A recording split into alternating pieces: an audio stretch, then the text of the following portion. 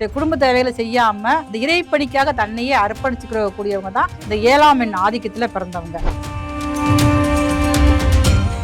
சோதிடத்திலே ஆசிரியர் பணியா இருக்கிறது, எழுத்தாளர்கள், தொழில்நுட்பத்துறை எல்லாமே அவங்களுக்கு பேரும் புகழும் கொடுக்கக்கூடிய அளவுக்கு ஒரு சன்னியாசியமான வாழ்க்கை வாழக்கூடியதுனால 7ஆம் எண்ணில் யாருமே பேருந்துன்னா தயவு செய்து நீங்க மாத்திக்கங்க. நிறைய பேருக்கு பாருங்க கல்யாண தடைகள் ஏற்படுறது இதான் காரணமா இருக்கு. அங்க பேரை பார்த்தோம்னா 7ஆம் நம்பர் தான் அவங்க பேர் இருக்கு. பொருளாதாரத்தில் எப்பயுமே உங்களுக்கு ஒரு ஏற்றத்தாழ்வுகள் இருந்துகிட்டே தான் இருக்கும். உங்களுக்கு ஓரளவுக்கு பணம் சம்பாத்தியம் பண்ணிட்டோம், நிம்மதியாக போய் செட்டில் ஆக நினைச்சு நீங்க இருக்கவே மாட்டீங்க. ஒரு ஏற்றம் ஒரு நேரம் பார்த்தீங்கன்னா வருமானம் அதிகமா இருக்கும், ஒரு நேரம் பார்க்குறப்ப வருமானம் குறையக்கூடிய வாய்ப்புகள் இந்த 7ஆம் நம்பர் கேதுவோட ஆதிக்கத்தில் பிறந்தவங்களுக்கு அதிகமா இருக்கும். அப்போ உங்களை யார் சரியாக புரிஞ்சுக்கிறாங்க, 2ஆம் நம்பர்ல பிறந்தவங்க சரியா புரிஞ்சுக்கிடுவாங்க. அந்த இடத்துல 2ஆம் நம்பர்ல பிறந்தவங்க 2ஆம் எண் ஆதிக்கத்துல பிறந்தவங்க இருந்தாங்கன்னா நீங்களும் அவங்களும் நட்போடு இருந்துக்கிறீங்க. அப்போ உங்களுக்கு மனசு பிடிச்சவங்க பார்த்தா 2ஆம் ஆதிக்கத்துல பிறந்தவங்க மட்டும். எந்த ஒரு மன அழுத்தமாக இருந்தாலும், மனசு கஷ்டமாக இருந்தாலும் சரி, சந்தோஷமாக இருந்தாலும் சரி தான் உங்கள் மனசுக்குள்ளேயே போட்டு நீங்கள் புதைச்சிக்கிறீங்க. இதுதான் உங்கள்கிட்ட இருக்க பெரிய ஒரு மைனஸாக இருக்கும். உங்களுக்கு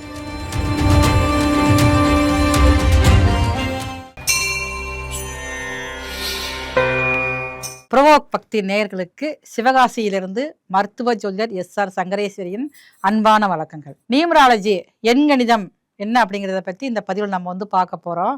7ஆம் எண்ணில் பிறந்தவர்கள் 7, 16, 25 கேதுவின் ஆதிக்கத்தில் பிறந்தவங்க. 7ஆம் எண்ணுக்குரிய கிரகம் கேது. கேது அப்படின்னாலே எல்லாத்துக்கும் நம்ம மனசுக்குள்ள ஒரு பயம் இருக்கும். ஐயாப்பா சன்னியாசியாக இருப்போனோ அப்படி பயம் இருக்கும். அப்படிலாம் எதுவுமே கிடையாது. 7ஆம் நம்பர் இல்லாமல் உங்களுடைய வாழ்க்கையில் ஒரு முன்னேற்றமே வராது.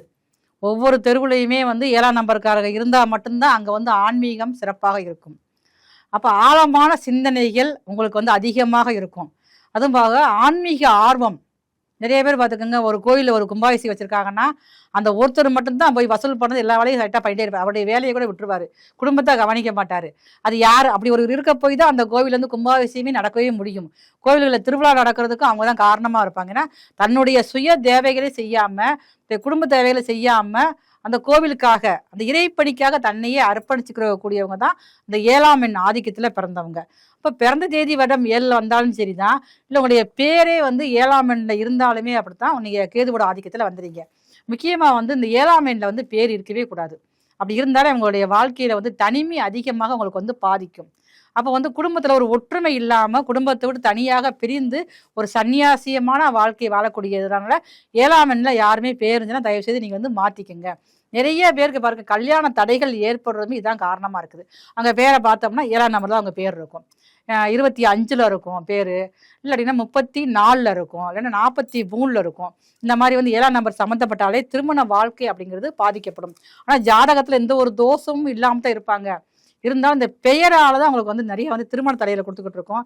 இன்னொன்று 7ஆம் எண்ணில் பிறந்தவங்களுக்கு உங்களுக்கு வியாபாரத்தில் பெரிய அளவில் நீங்கள் இருப்பீங்க. பேரும் புகழும் மிகப்பெரிய கோடீஸ்வரர்களாக இருக்கக்கூடியவங்க எல்லாருமே இந்த 7ஆம் எண் ஆதிக்கத்தில் பிறந்தவங்க மட்டும்தான். இல்லை உங்களுடைய பிறந்த தேதி மாதம் கூட்டுனா 7ஆம் நம்பர் வரணும். அப்போ உங்களுக்கு வாழ்க்கையின் ரகசியத்தை, எந்த ஒரு வேலையாக இருக்கட்டும் அங்கே ரகசியம் என்ன இருக்குது, மறைபொருள் ரகசியத்தை நீங்கள் அறியக்கூடியவங்க நீங்கள் மட்டும்தான். இதுக்காக நிறைய கடுமையான நீங்கள் முயற்சிகள் எடுப்புங்க. எந்த ஒரு இடத்துக்கு போனாலும் அங்கே உள்ள நெகட்டிவ் எனர்ஜி உங்களுக்கு அதிகமாக தெரிய வரும். இப்போ ஒரு மனுஷரை நீங்கள் ஒரு சக மனிதரை நீங்கள் பார்க்குறீங்க, மொத நீங்கள் அறிமுகமாகறீங்க அப்படின்னா அவங்ககிட்ட என்ன நெகட்டிவ் இருக்குது அதைத்தான் உங்களுக்கு மனசுக்கு தெரிய வரும். அதே நீங்கள் சரியான முறையில் நீங்கள் அலசி ஆராய்ச்சி பண்ணி கண்டுபிடிச்சிருவீங்க. ஓகே, அப்போ நம்ம நினச்சது சரிதான் அப்படிங்கிற மாதிரி எண்ணத்துக்கு நீங்கள் வந்துடுவீங்க. அப்படிங்கிறப்ப மறைபொருள் ரகசியம் அதிகமாக உணரக்கூடியவங்களும் இந்த 7ஆம் எண் ஆதிக்கத்தில் பிறந்தாங்க மட்டும்தான். அமைதியாக இருப்பீங்க. எப்போ பார்த்தாலும் ஒரு சிந்தனை எண்ணத்தோடய நீங்கள் இருந்துக்கிட்டே இருப்பீங்க. அதே மாதிரி தனிமை குணம் அதிகமாக இருக்கும். ஒரு 10 பேர் இருக்கிற இடத்துல நீங்கள் தனிச்சு தெரிவிங்க. எப்போ பார்த்தாலும் ஒரு சிந்தனை, ஒரு குழப்பம் கலந்த ஒரு முகத்தோடையே நீங்கள் காணப்படுவீங்க. அப்போ உங்களை யார் சரியாக புரிஞ்சுக்கிறாங்க, 2ஆம் நம்பரில் பிறந்தவங்க சரியாக புரிஞ்சுக்கிடுவாங்க. அந்த இடத்துல 2ஆம் நம்பரில் பிறந்தவங்க 2ஆம் எண் ஆதிக்கத்தில் பிறந்தவங்க இருந்தாங்கன்னா நீங்களும் அவங்களும் நட்போடு இருந்துக்கிறீங்க. அப்போ உங்களுக்கு மனசு பிடிச்சவங்க பார்த்தா 2ஆம் ஆதிக்கத்தில் பிறந்தவங்க மட்டும்தான். சந்திரன் ஆதிக்கத்தில் அவங்களுக்கு அதிகமாக இருந்ததுன்னா உங்கள் 2 பேர்த்துக்குள்ள ஒரு தொடர்புகள், ஒரு நட்புவே பாருங்க காதலாக மாறக்கூடிய வாய்ப்புகள் அதிகமாக இருக்குது. உங்களுக்கு திருமண வாழ்க்கைன்னு சொல்றப்ப உங்க கூட திருமணம் நடத்தி ஒரு குடும்பமா நடத்துறதுக்கு நிறைய பேருக்கு வந்து பொறுமை இருக்காது. உங்களுக்குமே ஃபர்ஸ்ட் வந்து ஒரு ஒத்துமை இல்லாம தான் நீங்க வந்து இருப்பீங்க. ஏதோ பேருக்காக நீங்க உங்களோட வியாபாரத்துல இருக்கக்கூடிய ஒரு மனப்பக்குவம் கூட குடும்ப நடத்தல உங்களுக்கு வந்து இருக்காது. தனித்துவமா நீங்க இருக்குன்னு நினைப்பீங்க. தனிமை உணர்வு அதிகமா இருக்கும். நான் வேலை விஷயமா நான் வெளியில இருந்தே நான் பணம் சம்பாத்தியம் பண்றேன். விவாதத்தை நீ பார்த்துக்கோ அப்படின்னு சொல்லக்கூடியவங்க தான் அந்த 7ஆம் எண் ஆதிக்கத்துல பிறந்தவங்களா இருப்பீங்க. உங்களுக்கு வந்து தொழில் நல்லா இருக்கும் உங்களுக்கு வந்து. அதே மாதிரி ஆராய்ச்சி, கல்வி, விஞ்ஞானம் சம்மந்தப்பட்ட விஷயங்கள், அதே இது மெஞ்ஞானம் சம்மந்தப்பட்ட விஷயங்கள்ல ஆன்மீகம், யோகா டீச்சரா போறது, அதே மாதிரி ஜோதிடம் சார்ந்த விஷயங்கள், ஜோதிடத்திலே வந்து ஆசிரியர் பணியா இருக்கிறது, எழுத்தாளர்கள், கணினி, தொழில்நுட்பத்துறை எல்லாமே உங்களுக்கு வந்து பேரும் புகழும் கொடுக்கக்கூடிய அளவுக்கு அதே சிதறிலே நீங்க வந்து முழுக்க முழுக்க உங்களுடைய வாழ்நாள் ஃபுல்லா நீங்க வந்து கழிச்சிருவீங்க. ஆனா ரசனைகள் இருக்கும். ஆனா உங்களுடைய ரசனைகள் வந்து மற்றவர்களுக்கு பிடிக்காத அளவுக்கு தான் இருக்கும். எல்லாரும் விரும்பக்கூடியதா அது வந்து இருக்காது உங்களுக்கு வந்து. அப்படி இருக்கிறப்ப உங்களுடைய வாழ்க்கையில நிறைய நீங்க வந்து மாற்றத்தை கொண்டு வந்தால் மட்டும்தான் உங்களுடைய வாழ்க்கையின் பிற்பகுதியில வந்து மிகப்பெரிய வெற்றி கிடைக்கக்கூடியதாக இருக்கும். உங்களுக்கு வந்து வேலை செய்யும் போது நீங்க ரொம்ப அதிகமான கவனம் செலுத்துவீங்க. ஆனா வேலை செய்யறப்ப எல்லாத்தையும் நீங்க வந்து மறந்துடுவீங்க. கவனம் செலுத்த வேண்டிய விஷயம் வேண்டுதான். அதுக்காக உலகத்தையே மறக்கக்கூடிய அளவுக்கு அந்த வேலையில முழு ஈடுபாடோட நீங்க இறங்கி செய்ய ஆரம்பிச்சிருவீங்க. பொருளாதாரத்துல எப்பயுமே உங்களுக்கு ஒரு ஏற்றத்தாழ்வுகள் இருந்துகிட்டே தான் இருக்கும். உங்களுக்கு வந்து ஓரளவுக்கு பணம் சம்பாத்தியம் பண்ணிட்டோம், நிம்மதியா போய் செட்டில் ஆக நினைச்சு நீங்க இருக்கவே மாட்டீங்க. ஒரு ஏற்றம் ஒரு நேரம் பார்த்தீங்கன்னா வருமானம் அதிகமா இருக்கும். ஒரு நேரம் பார்க்குறப்ப வருமானம் குறையக்கூடிய வாய்ப்புகள் வந்து இந்த 7ஆம் நம்பர் கேதுவோட ஆதிக்கத்துல பிறந்தவங்களுக்கு அதிகமா இருக்கும். உலக விஷயங்கள்ல அவங்களுக்கு நிறைய வந்து ஆர்வம் அதிகமா இருக்கும். எந்த ஒரு விஷயமா இருந்தாலும் அதை வந்து கடைசி வரைக்கும் போய் ஆராய்ச்சி பண்ணி பார்க்கணும் எண்ணங்கள் உங்களுக்கு அதிகமா இருக்கும். ஆன்மீகத்துல அதிகமான ஒரு ஈடுபாடுகள் உங்களுக்கு வந்து அதிகமா இருக்கும். நண்பர்கள் ரொம்ப உங்களுக்கு வந்து குறைவு தான். அதுவும் போக ஒரு சிலர் தான் இருப்பாங்க. அவங்க வந்து உங்களுக்கு உண்மையா உங்க மேல வந்து நம்பிக்கை இருக்கிறவங்களா இருப்பாங்க. உங்களுக்காக ஒரு தியாகம் பண்ணக்கூடியவங்க நீங்க நண்பர்களா வச்சுக்கிருவீங்க. ஒரு நண்பர் 2 நண்பர் தான் இருப்பாங்க. அதுக்கு மேல இருக்க மாட்டாங்க. உங்களுடைய எண்ணங்கள வந்து மற்றவர்கிட்ட நீங்க வந்து பகிரவே மாட்டீங்க. எந்த ஒரு விஷயமா இருந்தாலும் உங்களுடைய வாழ்க்கை துணையிட்ட கூட இல்ல குடும்ப மெம்பர்ஸ் கூட நீங்க சொல்லிக்கவே மாட்டீங்க. எந்த ஒரு மன அழுத்தமா இருந்தாலும், மனசு கஷ்டமா இருந்தாலும் சரி, சந்தோஷமா இருந்தாலும் சரிதான், உங்க மனசுக்குள்ளேயே போட்டு நீங்க வந்து புதைச்சுக்கிருவீங்க. இதுதான் உங்கள்ட்ட இருக்க பெரிய ஒரு மைனஸா இருக்கும் உங்களுக்கு வந்து. அப்ப எந்த ஒரு நிகழ்வா இருந்தாலும் நீங்க குடும்பத்திலேயாவது நண்பர்ட்ட நீங்க பகிர்ந்துக்கிறப்ப தான் உங்களுடைய மன அழுத்தம் குறைஞ்சு, உங்களுடைய மனசு வந்து லேசாகி உங்களுடைய அடுத்த கட்டத்துக்கு உங்களை கொண்டு போகக்கூடிய வாய்ப்புகள் அதிகமா இருக்கும். ஆன்மீகத்துல அதிகமா நாட்டம் இருக்கிறவங்களும் நீங்க தான். அதே மாதிரி ஆன்மீகத்துல போலியாக இருக்கக்கூடியவங்களும் நீங்க தான். இந்த 7ஆம் நம்பர் ஆதிக்கத்துல நீங்க வந்து பிறந்தவங்க மட்டும்தான். உங்களுக்கு வந்து மன அமைதி எப்பயுமே உங்களுக்கு தேவைப்படும்.